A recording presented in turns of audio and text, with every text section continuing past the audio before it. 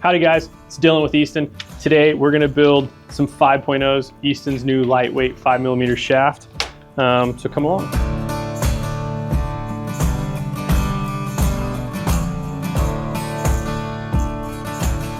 The Easton 5.0 is gonna be a great arrow for anybody. It's great for lightweight, fast shooting, whether you're shooting tack or a fast animal like a pronghorn or an axis. But also at the same time, you can add a lot of weight up front for a high FOC build and go after a bigger game like elk or moose. So today, the materials we're gonna be using, we've got our shafts, obviously, the 5mm. These are 250 spines. We're gonna be using 5mm match grade half outs. These are the number 3s in the 55 grains. So aluminum collar, aluminum post. We're gonna be putting those in with our Quick Bond insert adhesive, the orange glue as we like to call it here.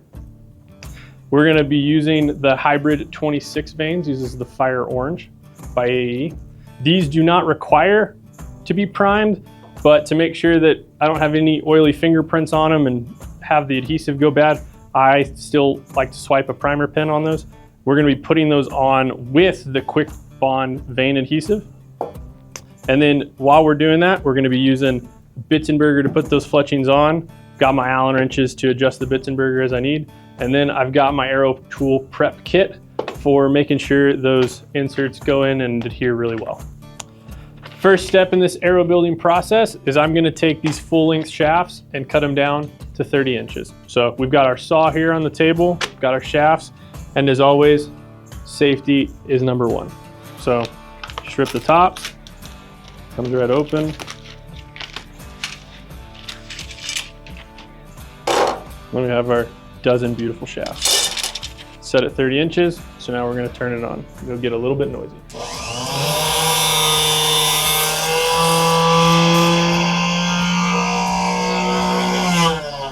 One thing to remember while you're cutting these is always rotate the shaft as you go through the saw. Don't just jam it through.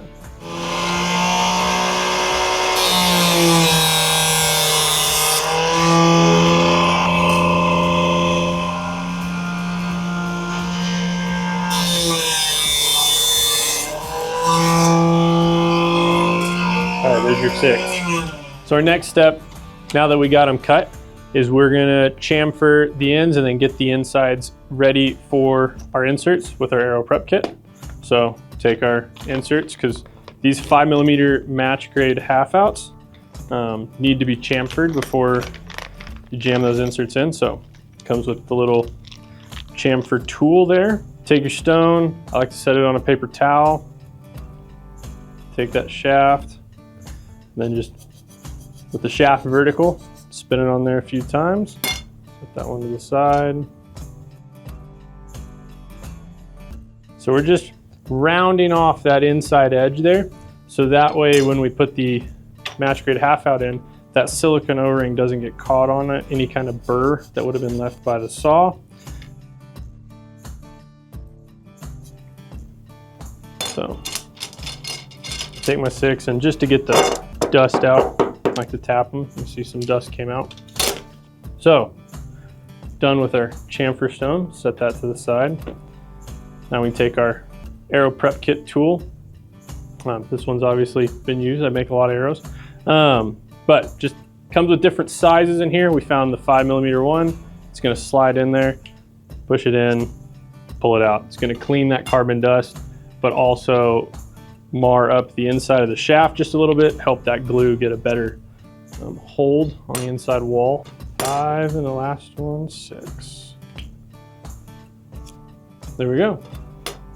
There's our 6 arrows cut and prepped for inserts. Our next step is going to be gluing in our match grade inserts. Like I said, this is the 55 grain and then size number 3 for this 250 shafts.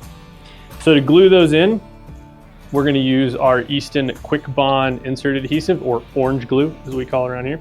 So when you get this, it's gonna be sealed off on the top to make sure that it doesn't get any kind of air or humidity in there when it's sitting in the package on a shelf. So you're gonna wanna cut that. So don't cut it too far down, just so that way you can get a nice small hole out of it.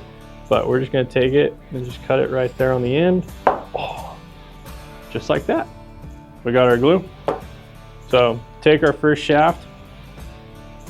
We've got these silicone O-rings on here that are self-centering to make sure that when you get that in there, that rod head's gonna spin really nice. So when you get that into the shaft, just rotate it just a little bit. See how it just slipped right in there? If you just jam it in, sometimes it gets caught, even though we chamfered it, because that silicone's really soft. We designed that so it really fits well inside the shaft. So I get it down just a little bit. Go ahead and get it started. You've got your glue groove still up here at the top. You've got part of your fit ring still down here. Take this orange glue, put it on the outside there, just like that. And I push that in. And you'll see some glue drip off, and that's okay. I want that glue to drip off because that lets me know that I have enough underneath this collar to help glue that whole thing in. So it's got glue on the inside of the post and on the inside of the collar here. So it's really holding that point in. So that's one down. Take it, rotate it in. Oh, there we go, just like that. Take our glue. There we go, got that bead all the way around the outside. Lets us know got good contact underneath there. And then wipe off the extra. Now we'll do the rest.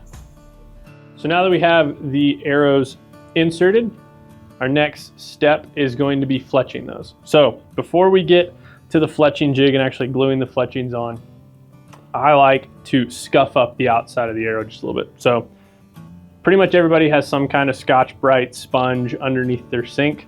Or maybe out in the garage for something. So I just take the shaft, and where that vein's gonna live, about right here on the shaft, I just run the bristles, the Scotch-Brite against it, not pushing real hard, just slowly spinning the shaft, running this up and down a little bit, just to scuff up that outside. You wanna give the fletching glue something to lock onto. So take my primer pin, because it's got the same stuff in it that your like an isopropyl alcohol. So take that, put it on a paper towel, and then just wipe that portion of the shaft. As you can see, a lot of carbon comes off there. So it cleans that dust off to let the fletching stick to it, but doesn't smooth out the surface. It's still rough from the Brillo pad, so gives it something to lock onto. So that's one down. Now we're gonna do the rest.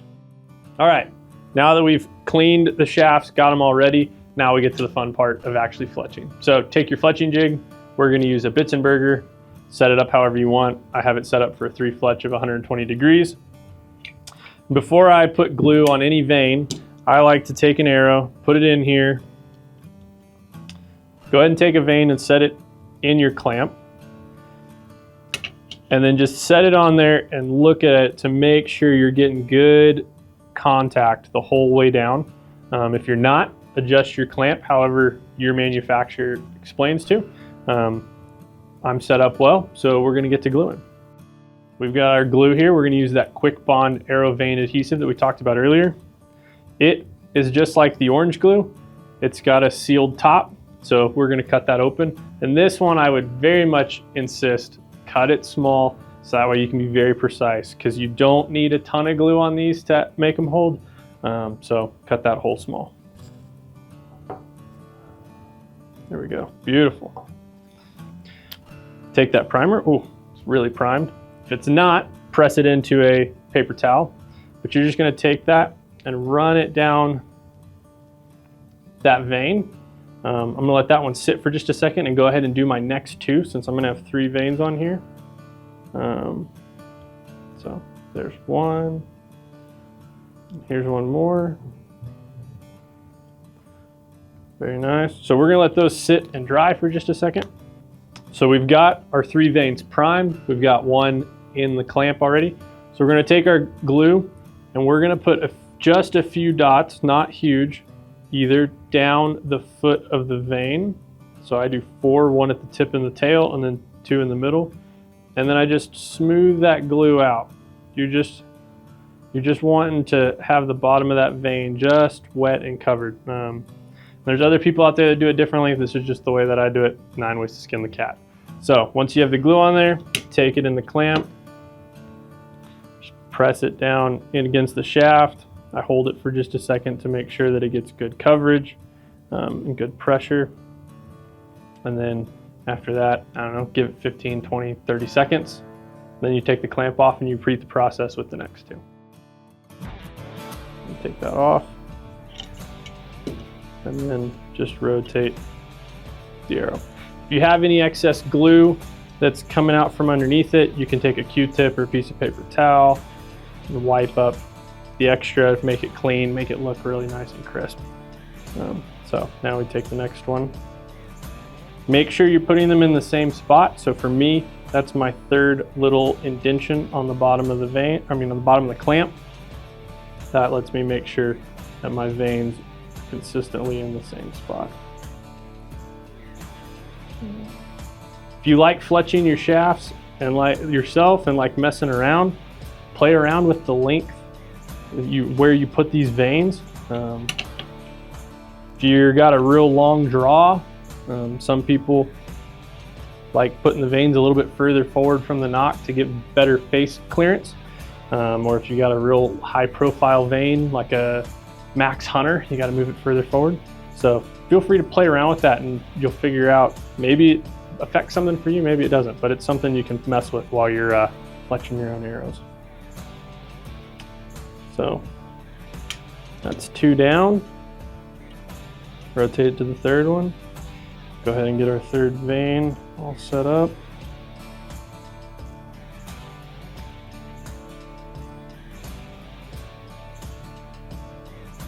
There's our 4 dots. Like I said, 1 at the tip, 1 at the tail, 2 in the middle, but do what works well for you.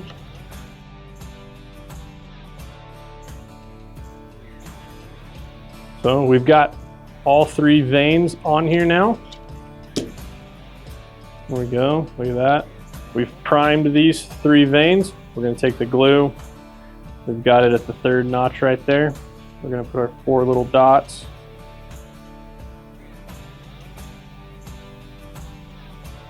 Like so. We're gonna smooth those out. Like I said, you're just trying to get the bottom of the vane totally wet, if you can see that. Again, that's that Quick Bond vane adhesive. I'm gonna set it on here.